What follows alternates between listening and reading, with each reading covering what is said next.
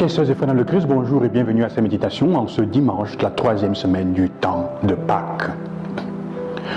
Peut-on effacer une trahison?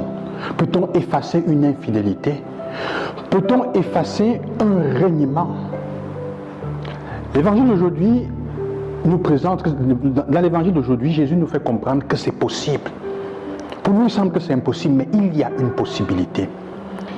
C'est l'évangile de Jean au chapitre 21. Après que Jésus ait péché, en effet, nous sommes en train de reprendre certains textes que nous avons lus durant la semaine. Jésus est en train, les disciples ont dit, nous allons pécher. Ils vont pécher et ils ne prennent pas de poisson. Alors Jésus arrive et leur dit, jetez le filet à droite. Est-ce que vous avez du poisson? Ils disent non.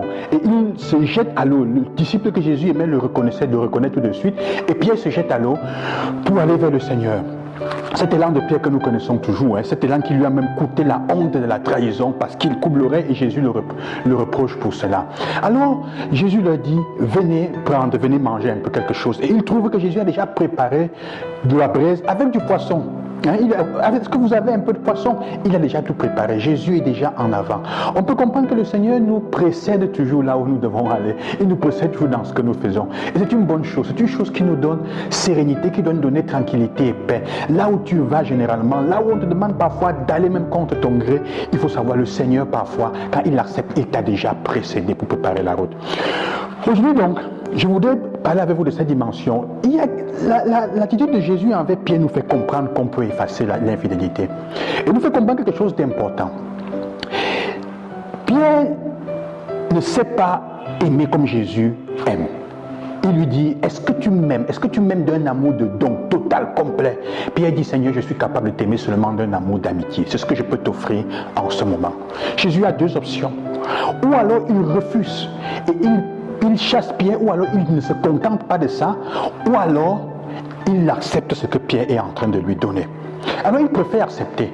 Et dans l'acceptation, puis Jésus nous fait comprendre dans la gradualité comment il dit, au lieu de demander à quelqu'un ce qu'il ou elle n'est pas prêt à donner, c'est mieux d'accueillir ce que la personne est prête à donner à ce moment-là. Parce que voyez-vous, frères et sœurs, si Jésus refuse le niveau, le degré d'amour que Pierre est capable de lui donner, la qualité à ce moment, il va pousser Pierre une autre fois à devenir un traître. Probablement Pierre trahit et renie comme Judas, parce que le don qu'il fait, il pense qu'il est capable de donner et d'aimer comme Jésus. Mais quand Jésus lui montre le niveau d'amour qui est requis, de la non-violence, il n'est pas capable. Il n'accepte pas de mourir à ce moment. Il n'est pas encore prêt. C'est pour ça qu'il trahit. Nous ne sommes pas prêts. Nous trahissons souvent et nous régnons. Nous devenons infidèles quand nous ne sommes pas prêts à aimer au niveau où nous pensons qu'on est en train de nous demander d'arriver. Pierre probablement pense que Jésus lui demande quelque chose de très haut. Jésus ne demande rien du tout. Et il va le prouver à ce moment-là. Alors il va trahir. Maintenant, il est en train de dire à Pierre, je suis prêt à accepter ce que tu peux donner. Tu n'es capable que d'aimer d'un amour d'amitié, alors oui. Dans nos relations, l'infidélité arrive quand nous demandons, nous exigeons de notre conjoint, de notre conjointe, des frères et des sœurs que nous avons autour de nous, qu'ils nous démontrent leur amour d'une manière, à un niveau que nous ne sommes pas prêts, qu'ils ne sont pas prêts à faire, qu'ils ne sont pas encore capables. Quand nous entrons en relation d'amour avec quelqu'un, nous ne sommes pas toujours déjà prêts à aimer d'un amour de don. C'est chemin faisant que nous pouvons apprendre à le faire, mais cela n'est possible que si la personne que nous avons en face de nous accepte ce que nous sommes prêts à lui donner à ce moment-là. Parfois on dit je l'aime, il doit aussi m'aimer. Ce n'est pas comme ça. Il faut apprendre à accepter. Pierre, qu'est-ce qu'il fait? Jésus, qu'est-ce qu'il fait avec Pierre? Il lui dit, j'accepte l'amour d'amitié que tu es prêt à me donner maintenant. Et je te donne des responsabilités pour que tu sois capable de m'aimer davantage. Ce n'est pas que parce qu'il aime davantage, il donne la responsabilité. Non, il lui donne cette responsabilité. Il lui fait confiance pour qu'il l'aime davantage. L'infidélité arrive dans des endroits où à un moment, l'autre se sent ne plus être cru. L'autre sent qu'on ne lui fait plus confiance. Alors quand Dieu, quelqu'un va l'accueillir pour ce qu'il ou elle est, alors il va aller vers cette personne-là. Et Pierre sera capable de mourir sur la croix, de donner sa vie comme Jésus, mais plus tard, il y a une gradualité.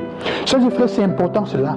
Dans l'infidélité de l'autre, il y a toujours ma responsabilité. Dans l'infidélité de l'autre, il y a ma part de responsabilité. Dans le règnement de l'autre, il y a ma part de responsabilité parce que peut-être j'ai demandé à l'autre, j'ai exigé de l'autre de me donner quelque chose à ce moment que l'autre n'est pas capable de me donner à ce moment-là. Jésus nous fait comprendre, l'unique façon pour effacer l'infidélité, c'est d'offrir à l'autre la possibilité d'aimer autant de fois qu'il a été ou elle a été infidèle. C'est l'unique possibilité de nous démontrer son amour avec ses moyens, avec ses possibilités, et de l'accueillir à ce moment comme si c'était la chose la plus grande et la plus belle. Savoir se contenter de ce que l'autre a lui permet de ne pas être infidèle et lui permet même de grandir, de s'entraîner pour donner davantage. Ça vaut pour nous et ça vaut pour tout le monde. Et c'est comme ça que Dieu se comporte avec nous. Il te donne toujours une seconde chance pour effacer tes infidélités. Aime davantage. Quand tu es infidèle, aime davantage. Les personnes qui sont infidèles n'attendent que l'opportunité pour montrer combien elles nous aiment généralement.